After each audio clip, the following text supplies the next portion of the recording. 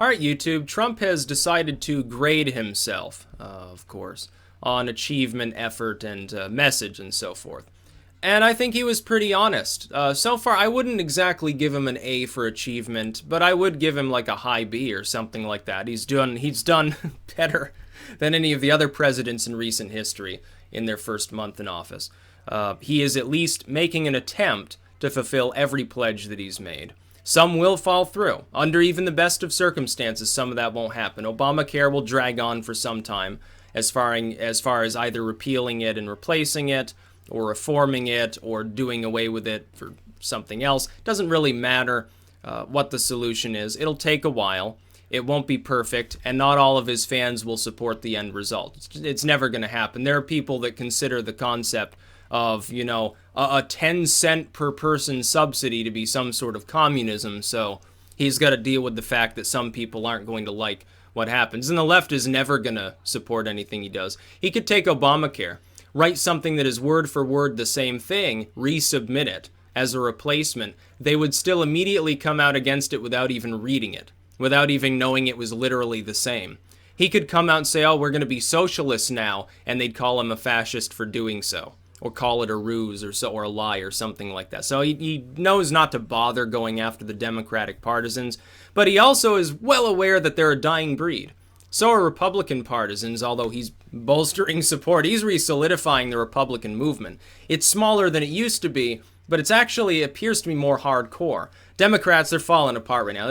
They don't know how to respond to him. You looked at Nancy Pelosi last night. You can tell. They don't know.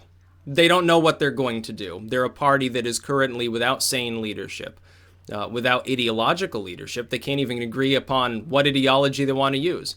Return to centrist Democrat stuff, continue with corporate neoliberalism, become progressives, become outright socialists. Should we focus on wedge issues? Should we form a more general platform? They don't know. They don't know how to combat Trump. They're going to lose.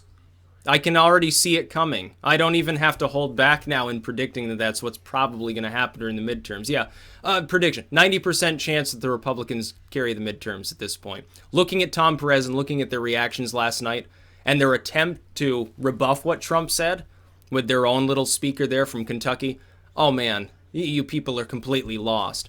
As for his grading, though, that Trump gave himself, he, in a moment of astonishing clarity, I think even for those who don't like him, said, oh yeah, on message I've been behind. I'd give myself like a C or C plus on that.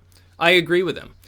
His messaging up until last night was lackluster, specifically because he hadn't yet given the speech. He hadn't yet solidified his fans around him, brought the rest of the party to heel into negotiation where he is going to end up getting most of his way. They'll get some of theirs. Ultimately, it'll be Trump carrying the day time and time again on most things he wants to do.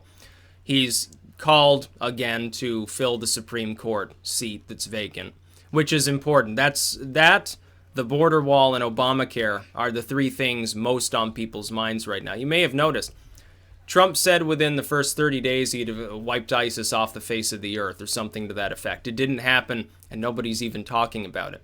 People forgot about it. ISIS is already dying. He's going to quietly continue those strikes, some of which I don't agree with because we're still involved in a wider area than we need to be. But he will continue to quietly do that. Hopefully, civilian casualties will be reduced under Trump as opposed to Obama, who seemed to enjoy bombing orphanages and hospitals. I don't think Trump is sadistic.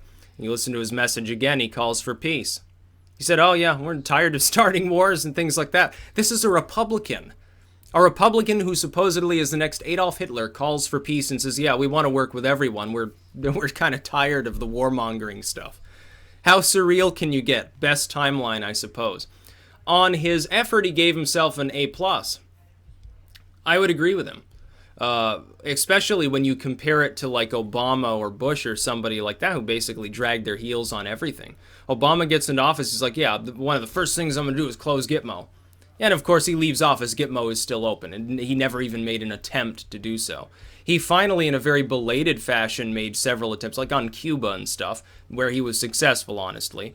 On U.S. energy, he was successful there, although not the way he had planned. I think he meant green energy. He ended up instead overseeing a massive oil and gas boom.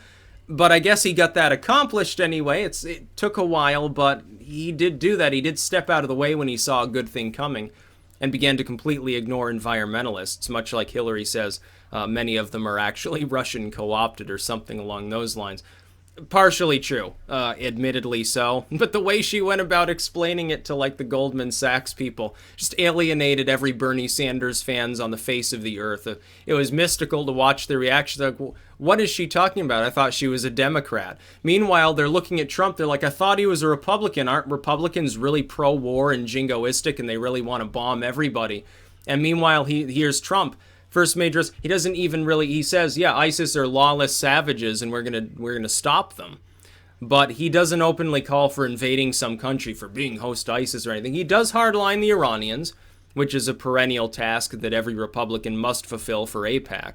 I happen to disagree with him, by the way, on his assessment of Iran. I don't think they're a threat to us. I also don't think they're a threat to Israel, which has hundreds of nuclear weapons. But I suppose that's a little bit of the theater that they have to perform for some of their donors. I suppose he's covering the ass of people like McCain more than his own. Of course, he didn't take their corporate cash. He self-funded mostly. It was mostly grassroots as well. McCain and Lindsey Graham, who should be thrown to the curb by the GOP, by the way. Now, they're not so fortunate in their charisma and their own personal fortunes, I suppose. But as far as achievement, I would disagree with Trump. You have not gotten an A+ for achievement, or an A, or whatever you gave yourself. You still have a long ways to go, but here's the thing. You've set yourself up to get that A in the first 100 days even, maybe, because you've made more progress than any contemporary president has made towards many of their goals, especially their main campaign goals that early in office. There have been times in living memory where someone is elected and almost immediately forgets to even discuss what they've said. But Trump has already begun the process of deportations, has already convened people to talk about the eventual cost and form of the wall, has already stated that part of his comprehensive immigration reform will include residency, conditional residency for otherwise law-abiding individuals here illegally, which is good. I happen to support that. He's already proposed increased defense spending, which I have no problem with. Of course, it was significantly cut under Obama. My hope is that this is going to go further as well, because if he introduces, and this is true for pharmaceuticals and health insurance too, if he introduces the kind of competitive sort of qualities that he's discussed already in the private marketplace at large, and as well health insurance providers, if he extrapolates that to the U.S. military, it will drive costs down. So you don't really need to raise the budget much. You can actually use all that extra money to pay the troops more, or do whatever you want to do, and it won't matter because your dollars will go further. If things are not competitive, they tend to cost a lot more. By injecting competition into the health marketplace, by healthcare marketplace rather, by injecting that competition, you drive prices down. It's just the way the things work. There's no competition in many parts of the country. There's one group that is singularly responsible, has a monopoly. Monopolies don't work. Also, the Democrats are always talking about how bad monopolies are. Oh, corporations, monopolies. These are corporate monopolies that you and Obama have constructed.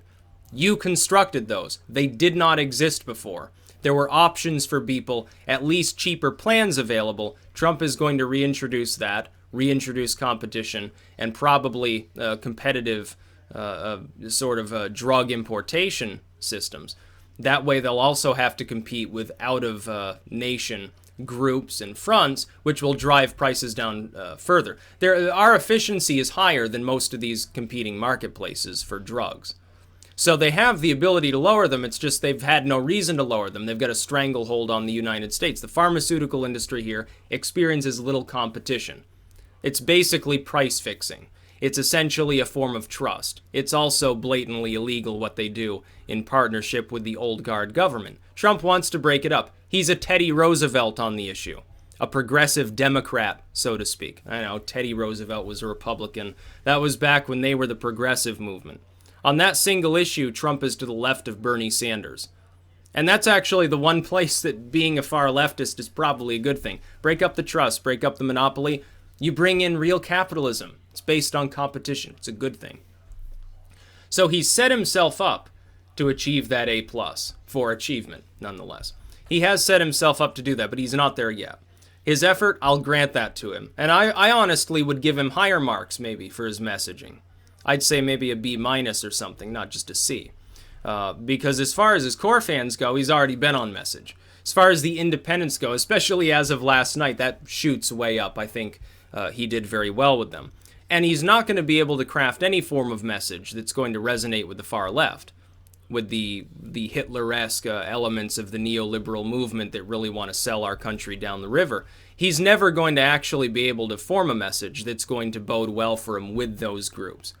They've already gobbled up the Kool-Aid that they get from CNN and these similar groups that last night took a beating. They had to admit that his speech was at least okay. He's never going to be able to talk directly to them. They're already convinced that he's a fascist. There's basically nothing that he can do. That's a lost cause. His advantage is because independent voters are now such a massive block compared to what they were maybe 10 years ago, that if he does halfway well targeting them and does halfway well in general as a president, we don't suffer some sort of calamity while he's in office the next few years, he can expect to have massive support, and it'll be much stronger than those that have come before him. He's coming from behind now, expectations being low, thus when he does something like his great speech from last night, which I grade, I say it's a great speech because of his speaking skills and because of people's reaction to it, not because I agree with every element of it. I don't agree with him on Iran and some of these other things. When he does that, because expectations were low, it actually helps him a lot more than it would help any other maybe president about who more optimism is seen. So Trump is doing well. He's doing much better than Obama did early on. He's doing much better than W did. But then again, W is basically... if we were more like Rome, W statues would already have been like thrown in the river, so to speak, and he would have been scored out of all history books, and it'd be like he never existed at all, because people would generally want to forget that he did. Bill Clinton, Trump has exceeded him, basically, already. All he has to do is fulfill the things that he's already working on with a halfway decent quality of actually fixing the issues he's pledged to ameliorate or solve. And if he does that, he will be remembered as a good president, somewhere around Reagan ratings. And you may not see it now. All you see is the news saying, oh, his approval is so low and he's a fascist and he's crazy and stuff. People aren't going to see him that way in a couple of years. In a couple of years, people are going to see this as normal, as far as having a president who uses Twitter, occasionally insults somebody, but otherwise is fairly jovial, honestly, sane, and doing a good job. They're going to look back at Obama and say, what were we smoking when we thought he was a good president? They're going to compare them directly. It's going to be funny. Why do you think Obama says, oh yeah, I'm going to be more in the political arena right now? Why do you think he isn't just eating pineapples on the beach? He's trying to salvage himself right now. What little is left of his legacy, which essentially boils down to, oh yeah, Donald Trump became viable because of you, or at least the Democrats cast it off that way. He realizes if Trump does well and crafts his message well, and that Obama is probably the only Democrat right now that can actually stand in his way, honestly. There's nobody else who can, really. Sanders is fringe. Pelosi, nobody cares about Pelosi anymore. Cuomo and some of these others. Obama is the only real top gun that they have to actually go after Trump's policy, which means he's going to try to use the bully pulpit, and he's going to try to use it early and often while Trump is still less popular, so that he can hopefully gain an advantage. I don't think he'll succeed, but that's what he's trying to do. He may end up fucking his own legacy further, though, by trying to do this. That's the reason he's doing so. When Bush left, when all of a sudden a person with virtually no political experience became viable because W was seen as such a failure, did W come out and say, oh, well, we need to stop him because socialism or something? No, he shut up. He disappeared into the woodwork for several years. When he came back out, he was shaking Obama's hand, pretending he was his best buddy. He disappeared off into the night for a very long time. He did that because, of course, he didn't want to be seen in connection with him because Obama was more popular. He knew there was nothing that could be done. Obama thinks differently. Obama is egotistical enough to think, yeah, I can take Trump down. I don't think so. I don't think that it's going to work, but that's why he's sort of re-entering politics in a loose sense. So Trump's done well. Not as well maybe on achievement as he's grading himself, although his message isn't quite as bad, honestly, as he's saying he thinks that it is. I would say that that's at least halfway decent. Give him B minus for that. Give him definitely the A for effort, though. On that, I don't think you can really dispute. He's certainly trying, and he has no prior political experience either. Got to realize all these others we're comparing him to had already been in politics. They sort of knew the ropes. Many of them were already in an executive capacity. They kind of knew how these sorts of things operated. Trump, it's like a shot in the dark. And he's already gained a fairly good grasp, I think, of how to govern. That's about all. Peace out.